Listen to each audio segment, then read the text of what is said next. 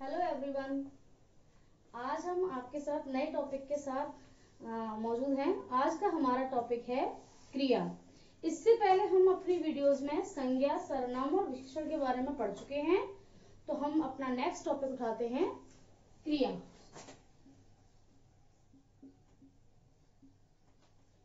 क्रिया क्रिया शब्द बना है क्रिय धातु से, जिसका अर्थ होता है करना। अर्थात क्रिया का अर्थ करने से संबंधित है। तो हम पहले इसकी परिभाषा लिख लेते हैं।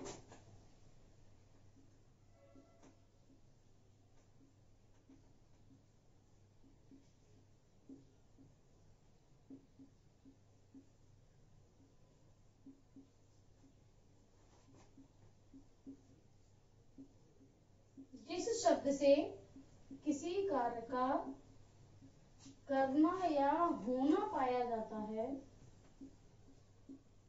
उसे क्रिया कहते हैं।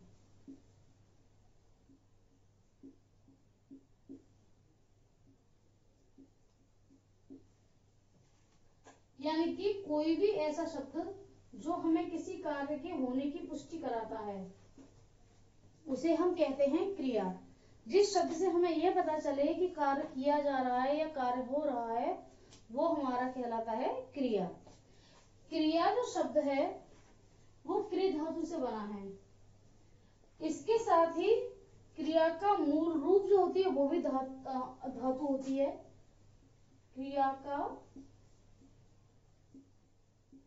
मूल रूप, ये प्रश्न कई एग्जाम्स में पूछा जा चुका है। क्रिया के मूल रूप को क्या कहते हैं? क्रिया का मूल रूप होती है धातु। अब हमारे सामने समस्या आती है धातु क्या होती है, हम धातु कैसे पहचानेंगे, धातु किसे कहते हैं। तो मैं आपको एक क्रिया के कुछ रूप लिख के दिखाती हूँ। जैसे मान लीजिए मैंने एक क्रिया ली, पढ़ना, पढ़ाना, पढ़ेगा, पढ़ता, पढ़ा, पढ़े, पढ़ूंगा आदि। और भी काफी सारे बनेंगे, एक और बनाती हूँ। चलिए इतने काफी। अब मैंने क्रिया के कई सारे एग्जाम्पल लिखे एक ही क्रिया के। इन सभी एग्जाम्पल्स में जो कॉमन है वो क्या है? पढ़। ये है मेरी धातु जिससे कोई भी क्रिया तैयार होती है। पढ़ एक धातु है जिससे हम क्रिया बना सकते हैं। बिना धातु के कोई क्रिया तैयार नहीं होती, इसीलिए धातु को क्रिया का मूल रूप कहते हैं। और सरल तरीके से समझने के लिए आप ऐसे समझ सकते हैं, जैसे पढ़ना, लिखना, चलना फिरना, उठना बैठना, सोना, खाना पीना, हंसना रोना, ये सब क्या है? क्रियाएं। इन सब क्रियाओं में से ना निकालने के बाद जो शेष बचता है वो होती है हमारी धातु। यानी कि पढ़ना अगर क्रिया है तो पढ़ उसकी धातु है। ठीक, तो ये अंतर होता है क्रिया में और धातु में। क्रिया जो कार्य के करने का बोध कराती है, और धातु जिससे क्रिया का निर्माण होता है।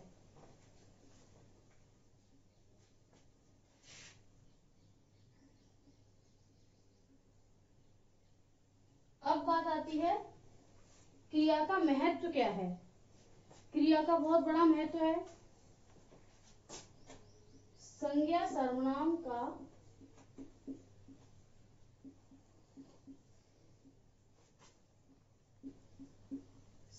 सर्वनाम के लिंग वचन की पहचान।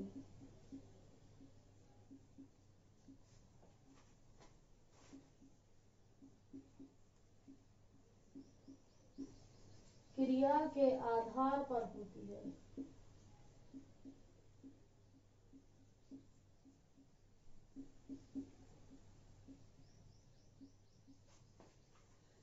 संज्ञा सर्वनाम के लिंग वचन की पहचान क्रिया के आधार पर होती है।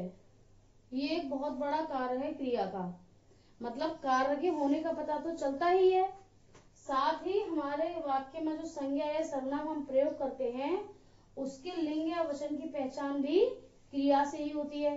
कैसे? जैसे मैंने लिखा वह पुस्तक, अब मैंने यहाँ पर वह शब्द का प्रयोग किया है। मुझे इस शब्द को अकेले लिखने से बिल्कुल पता नहीं चल रहा कि मेरा शब्द स्त्रीलिंग है या पुल्लिंग है, लेकिन अगर मैंने क्रिया में ये लगा दिया तो अब ये पुल्लिंग हो गया, और अगर ये कर दिया तो ये स्त्रीलिंग हो गया। तो जैसे मैंने क्रिया बदली वैसे मुझे पता चल गया मेरा शब्द स्त्रीलिंग है या पुल्लिंग है। ठीक उसी तरह से वचन का पता भी हमें चलता है, शब्द हमारा एक वचन है या बहुवचन है। क्रिया के प्रयोग से ही हम पहचान पाते हैं संज्ञा सर्वनाम के लिंग और वचन को। अब बात आती है क्रिया के भेद।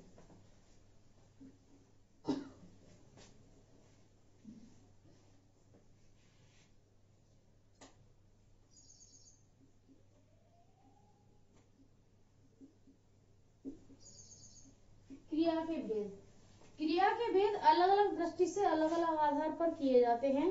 तो सबसे पहले बात करते हैं हम रचना या कर्म की दृष्टि से क्रिया के दो भेद होते हैं।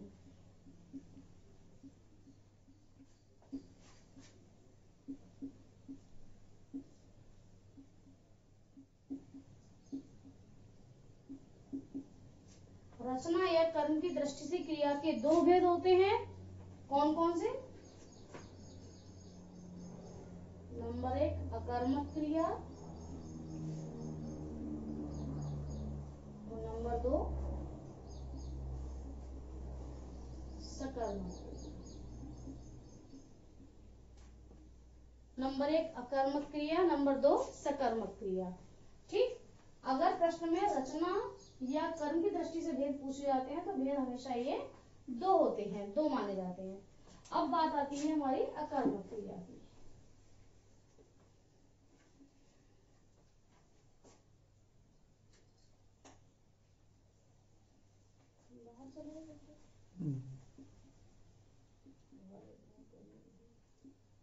अकर्मक क्रिया, अकर्मक क्रिया की परिभाषा क्या है? अकर्मक, अ उपसर्ग का प्रयोग हम नेगेटिविटी के लिए करते हैं, नकारात्मकता के लिए करते हैं। यानी कि जिस क्रिया में कर्म ना हो, यानी कि कर्म रहित क्रिया।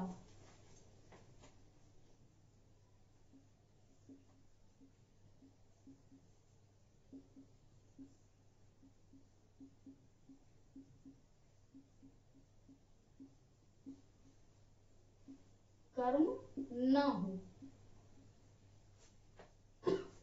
जिस क्रिया के साथ कर्म न हो और जिसका फल कर्ता पर पड़े।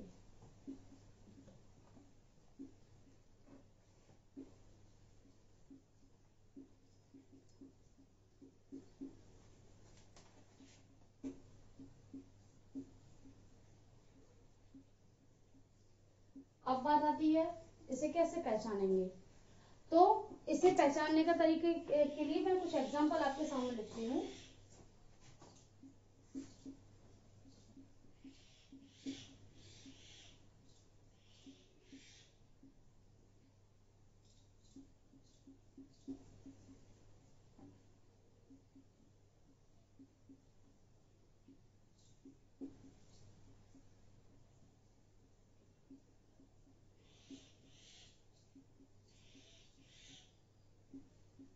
ये देखिए, राम सोता है, मधु गा रही थी, मोर वन में नाचता है।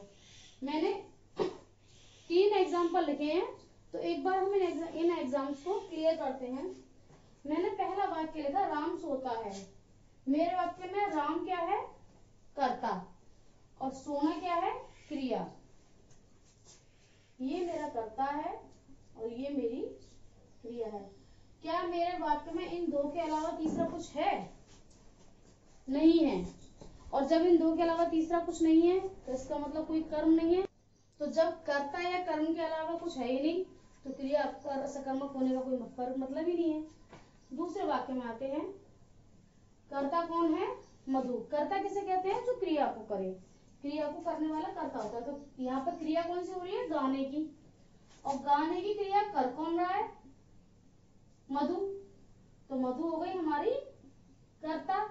इस वाक्य में भी कर्ता या कर्म के अलग क्रिया के अलावा कुछ और नहीं है तो ये भी अकर्मक हो गया। अब यहाँ आते हैं। ये वाक्य है मोर वन में नाचता है।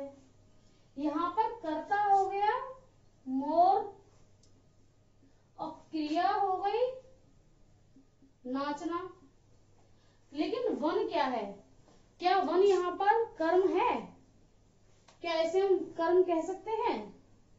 नहीं, ये केवल एक क्रिया का स्थान है। ये क्रिया का स्थान है, इसलिए हम इसे कर्म नहीं कह सकते क्योंकि इसका फल कर्ता पर क्रिया का फल इस पर नहीं पड़ रहा। क्रिया का फल सीधा इस पर पड़ रहा है। नाच कौन रहा है? मोर। ठीक। जहां पर इसकी एक पहचान और भी है कि कर्म के लिए क्या का आंसर निकलना जरूरी होता है। यहाँ पर मोर वन में नाचता है तो क्या का तो प्रश्न ही नहीं बनता है। इसी तरह से मधु गा रही थी, यहाँ पर प्रश्न बनता है क्या गा रही थी, और उस क्या का आंसर अगर मुझे मिल जाएगा तो मेरी क्रिया सकर्मक हो जाएगी। राम सोता है, यहाँ पर भी क्या का प्रश्न नहीं बनेगा तो यहाँ भी क्रिया अकर्मक ही रहेगी। अकर्मक क्रिया के साथ कोई कर्म नहीं होता तो वहां सीधा सा फल उसका कर्ता पर पड़ता है। ठीक। अब बढ़ते हैं सकर्मक क्रिया की ओर।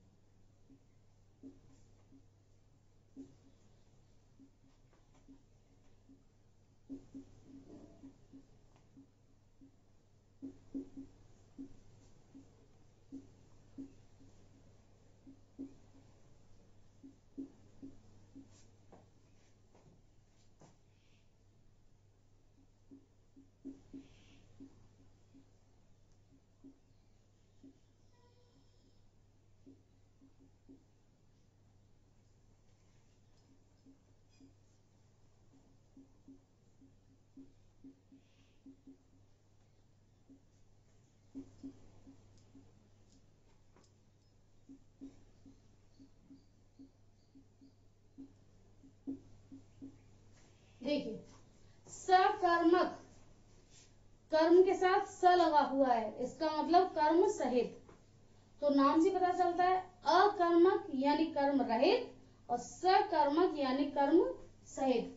तो सकर्मक है, कर्म सहित है, तो इसके साथ कर्म का होना आवश्यक है। इसके साथ कोई कर्म अवश्य होगा। जैसे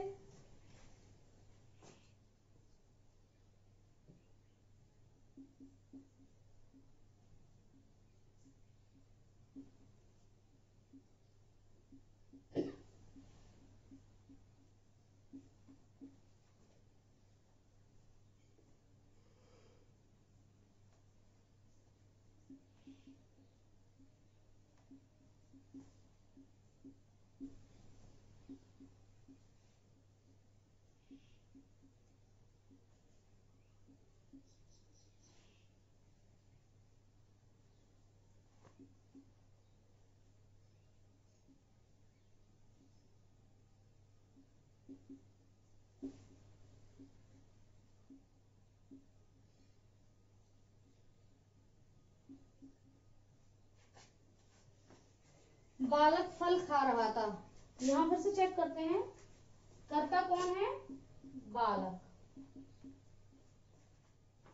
क्रिया क्या है? खाना। बालक और क्रिया यानी कर्ता और क्रिया के अलावा तीसरा शब्द है फल। बालक मतलब खा कौन रहा है? बालक। लेकिन खा क्या रहा है? फल। क्या क्या खा रहा है? फल। तो फल हो गया हमारा कर्म। माँ कुएं से पानी भरती है, कर्ता कौन है? माँ। भरती क्या है? वो क्रिया क्या है? भरती है। लेकिन भरती क्या है? क्या भरती है? पानी। तो हो गया हमारा कर्म। मोहन नदी में नाव चला रहा था, करता है मोहन, क्रिया है चलाना, लेकिन चला क्या रहा है? नाव। तो ये क्या कहलाएगा? कर्म। और जब इन क्रियाओं के साथ कर्म मौजूद है तो सीधी सी बात है ये क्या कहलाएंगी? सकर्मक क्रिया। जिस क्रिया के साथ कोई कर्म नहीं होता वो कहलाती है अकर्मक क्रिया, और जिस क्रिया के साथ कर्म होता है वो कहलाती है सकर्मक क्रिया। इसका एग्जाम्पल में किसे वाले भी आते हैं, जैसे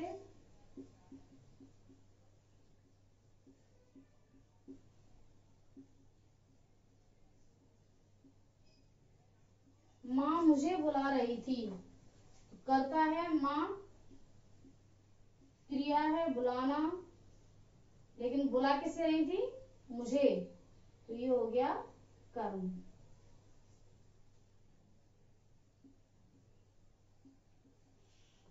इसके अलावा कभी ऐसी कंडीशन भी आती है, लेकिन वो रेयर कंडीशन होती है, जहां पर हमें क्या का आंसर मिलता है पर क्रिया अकर्मक होती है। जैसे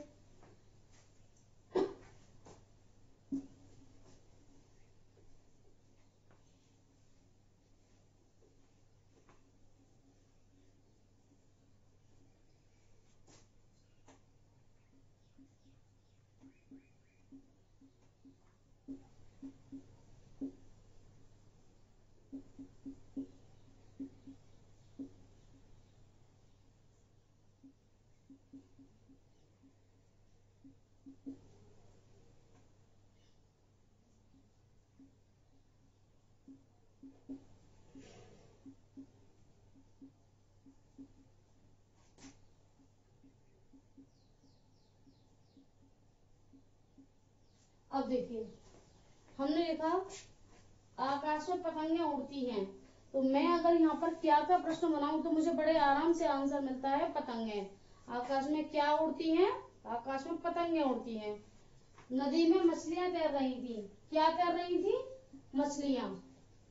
मुझे बड़े आराम से इन दोनों में क्या का आंसर मिल रहा है, लेकिन ये अकर्मक है, ये सकर्मक नहीं है। क्या का आंसर मिलने के बावजूद भी ये सकर्मक नहीं है, तो हम 100% ये नहीं कह सकते कि जहां क्रिया का आंसर मिले वहां पर क्रिया सकर्मक हो जाती है, जहां पर क्रिया का आंसर ना मिले वहां क्रिया अकर्मक हो जाती है, ऐसा कुछ नहीं है। तो इसको चेक करते हैं, फिर इसको हम कैसे पहचानेंगे ये सकर्मक क्यों नहीं है। क्रिया का आंसर तो मिल रहा है, तो आप देखिए यहाँ पर जो क्रिया है वो कौन सी है? उड़ना। इसमें क्रिया कौन सी है? तैरना। लेकिन आप देखिए कि इस वाक्य में जो क्रिया है उड़ना, उस क्रिया को कर कौन रहा है? पतंग।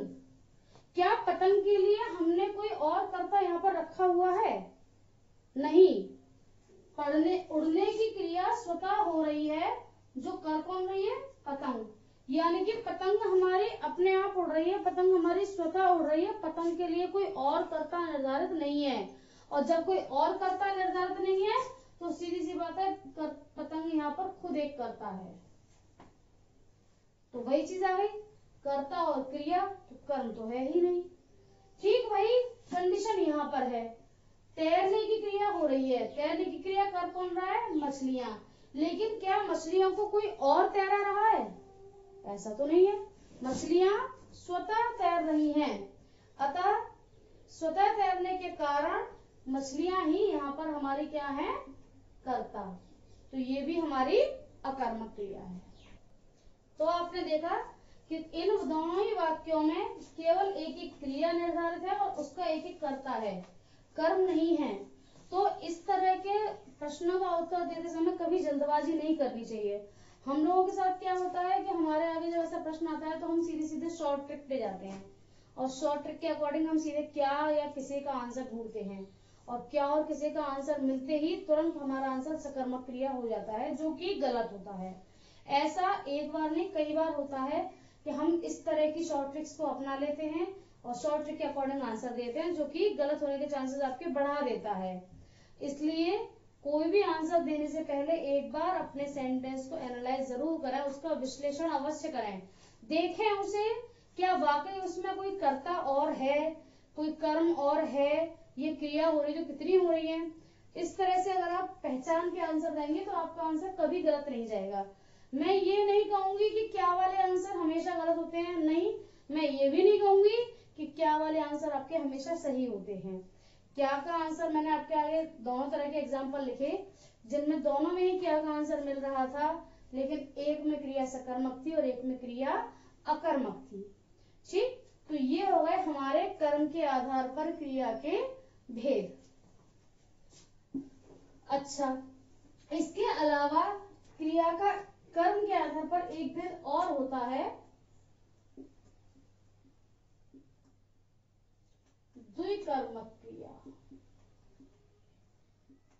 द्विकर्मक क्रिया एक्चुअली सकर्मक क्रिया जो हमने अभी अभी पढ़ी, सकर्मक क्रिया को हम दो पार्ट्स में डिवाइड करते हैं।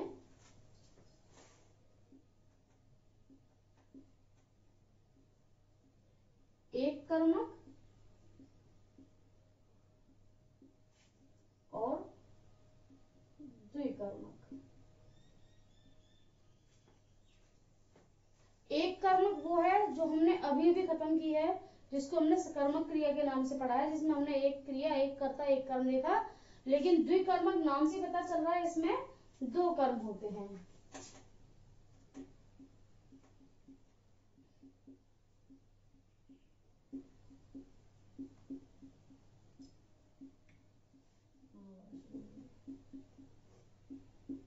इस क्रिया में दो कर्म होते हैं और इसकी एक पहचान है कि इसका जो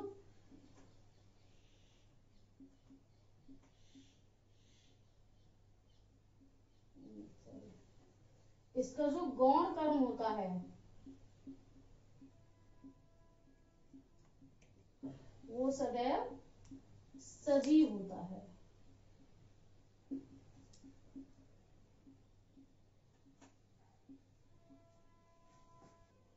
हाँ, तो जैसा मैंने क्रिया आपके सामने दुकर्मक क्रिया का एग्जांपल दिया, सॉरी एग्जांपल देने वाली हूँ, लेकिन जैसे मैंने इसके परिभाषा में लिखा है दो कर्म होते हैं, तो दो कर्म जब आएंगे तो सीधी सी बात है, एक प्रधान कर्म होगा और एक गौण कर्म होगा। प्रधान यानी प्राइमरी, गौण यानी सेकेंडरी। तो जो गौण कर्म होता है वो हमेशा आपका सजीव होता है। प्रधान कर्म के बारे में हम कह सकते हैं प्रधान कर्म 99% निर्जीव होता है, बट 1% सजीव भी हो सकता है। लेकिन गौण कर्म कभी निर्जीव नहीं होगा, गौण कर्म आपका हमेशा सजीव होगा। तो मैं आपको उदाहरण से समझाती हूँ। जैसे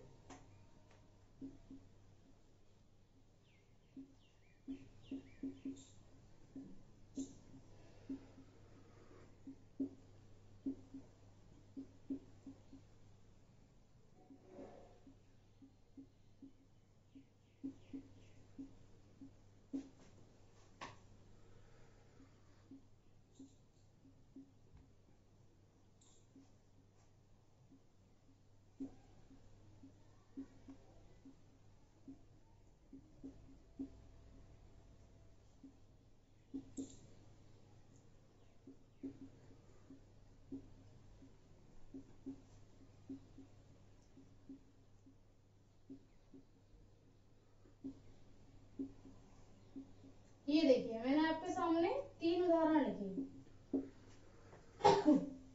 तो पहला एग्जांपल हमने लिखा है, दादी माँ ने बच्चों को कहानी सुनाई। ठीक, तो हम वही जाते हैं जहां से हम अभी आए हैं। तो हमें कर्म पहचानना है।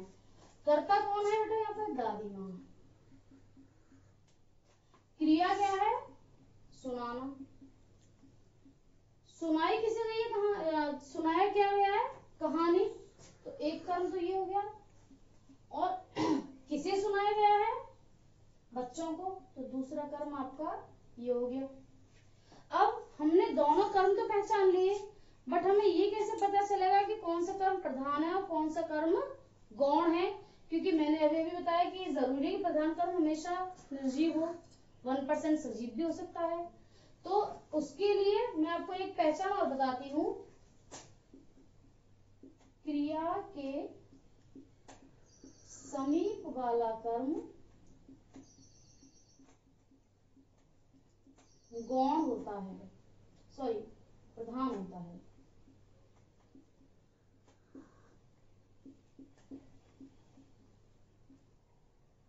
क्रिया के समीप वाला कर्म प्रधान होता है। तो अब हमारी क्रिया कौन सी है? सुनाना। और हमारी सुनाना क्रिया के समीप जो कर्म है वो कौन सा है? कहानी। तो कहानी हो गया गौण कर्म। और क्रिया से दूर कौन सा कर्म है? बच्चे। तो ये हो गया आपका प्रधान कर्म। तो आप जैसा देख पा रहे हैं, मैंने ऊपर लिखा हुआ है गौण कर्म सदैव सजीव होते हैं। तो आप ये देखिए, आपका गौण कर्म है, नहीं मैंने उल्टा लिख दिया है, ये प्रधान, क्रिया के नजदीक वाला प्रधान होता है और दूर वाला गौण होता है। तो गौण कर्म सदैव सजीव होता है, तो आपका ये गौण कर्म है जो कि सजीव है। दूसरे एग्जांपल पे आते हैं। अध्यापक मुझे पाठ पढ़ाते हैं। अध्यापक हो गए आपके कर्ता, पढ़ाना हो गई क्रिया। पढ़ाते क्या है अध्यापक? पाठ। और पढ़ाते किसे हैं? मुझे। तो क्रिया के ज्यादा नजदीक वाला कर्म कौन सा है? पाठ। तो पाठ हमारा प्रधान कर्म है और मैं गौण कर्म हूं। अब गौण कर्म मैं हूं तो मैं तो सजीव हूं ही। माँ बच्चों को पुस्तकें दे रही थी। कर्ता कौन है? माँ। क्रिया क्या है? देना। दिया क्या जा रहा है? पुस्तकें। ये आपका प्रधान कर्म है।